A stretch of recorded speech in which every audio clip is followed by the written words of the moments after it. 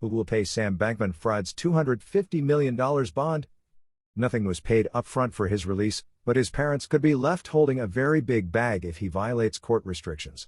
Disgraced crypto mogul Sam Bankman-Fried today was released from custody by a New York judge under a $250 million bond agreement. That led to one big question across crypto Twitter: where did the money come from? Didn't SBF lose billions of dollars? Is he tapping into FTX funds to pay his own bail? The short answer is this: no one had to pay anything for his release, nor is any cash owed. Not yet, anyway.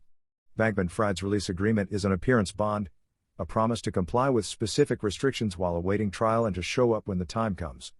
He had to put up 10% of the bail amount as collateral for the bond, but no actual payment was required.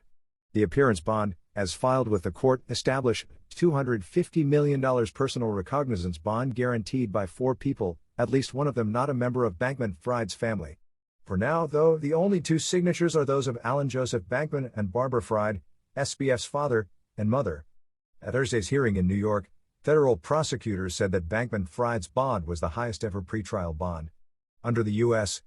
law, recognizance means a release in which no upfront payment nor bail bond arrangement is required, and that is based solely on a written promise by the defendant to appear in court when required to do so. When a loved one or family member signs a recognizance bond, the offender's failure to appear in court impacts additional people, namely the co-signers who are also on the bond, explained a law professor who did not wish to be quoted by name commenting on FTX. The bond document also establishes other requirements including house arrest with electronic location monitoring, as well as restrictions on spending, business activities, and firearms. If Bankman-Fried doesn't remain in compliance or fails to show up for his trial, then the $250,000 will be called due. And the first item of collateral offered up to cover that amount is his parents' home in Palo Alto. Neither the address of the property nor its value is included in the court document. One known family home on Cooksey Lanes in Stanford, however, is worth about $4 million, according to a notoriously inaccurate Zillow estimate. Speculation as to the value of the Palo Alto residence is rampant.